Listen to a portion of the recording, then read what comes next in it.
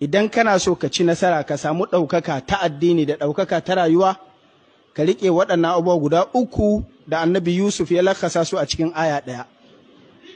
Lokacin da ‘yan uwansa suka ce da shi a innaka la'anta Yusuf, yanzu kai ne Yusuf rayuwa ta canza da kai da kake cikin rijiya aka sai da kai a matsayin bawa, yanzu ka zamo sarkin da muke kwanta maka har muna neman alfarmarka muna ce a cika mana mudu kuma a bamu sadaka.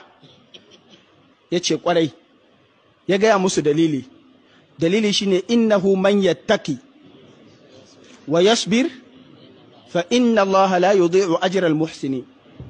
Abubuwa guda uku ne, taqwallahi ta'ala, al-ihsanu ila al-khalq da kuma as-sabr.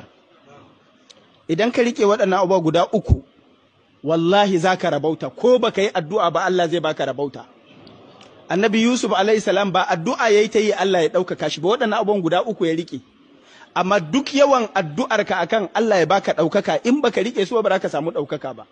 Sai dai ka samu ɗaukaka ta jarabawa ta istidraji, amma ba ɗaukaka irin wadda Allah ya yarda da ita ba.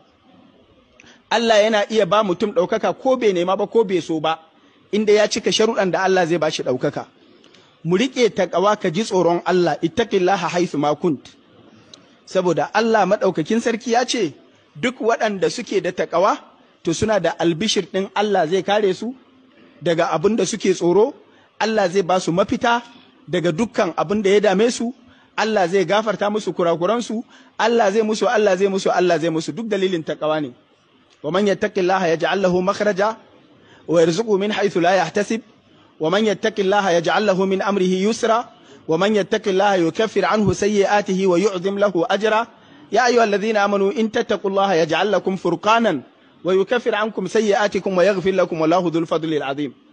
Sannan abu na biyu shine ka zama kana da kyautata wa mutane, ka kyautata alaka tsakaninka da Ubangiji ta hanyar kiyaye dokokinsa, sannan ka kyautata alaka tsakaninka da mutane, ka kyautata wa wanda yake sama da kai ta hanyar yi masa biyayya da bashi haƙƙinsa, ka kyautata wa na ƙasa da kai ta hanyar tausayi da jin ƙai da ba da agaji, ka kyauta wa wanda yake daidai da kai a matsayi ɗaya ta hanyar yin gaskiya da zama da adalci. Idan ka kiyaye kyautata wa mutane, to duk wanda yake kyautatawa shi ma Allah zai kyautata masa. Kyautata wa mutane yakan sa Allah ya kyautata maka, domin Allah duk kyautatawarka baka kai Allah kyautatawa ba.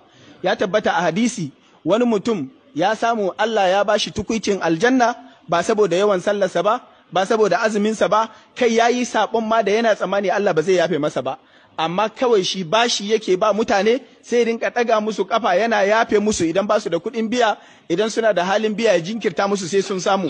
Allah ya ce kai ma ka ji tausayin mutane balle ni, don haka je ka aljanna an baka kyauta. Kyautatawa mutane kenan.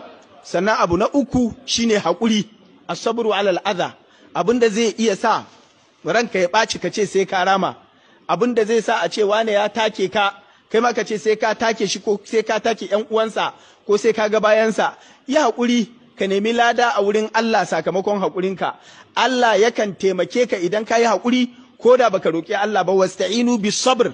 Allah ce ku nemi taimako a wurin Allah, ba sai kun yi addu'a ba, ku yi haƙuri, Allah zai taimake ku. Waɗannan abubuwa guda uku za su taimake mu a rayuwa, mu ji tsoron Allah, mu kyautata wa mutane, sannan kuma mu zama masu haƙuri akan abin da ya same mu.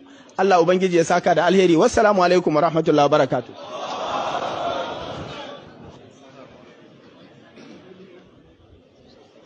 Allah ya saka da alkhairi. Sai Dr. Sadis.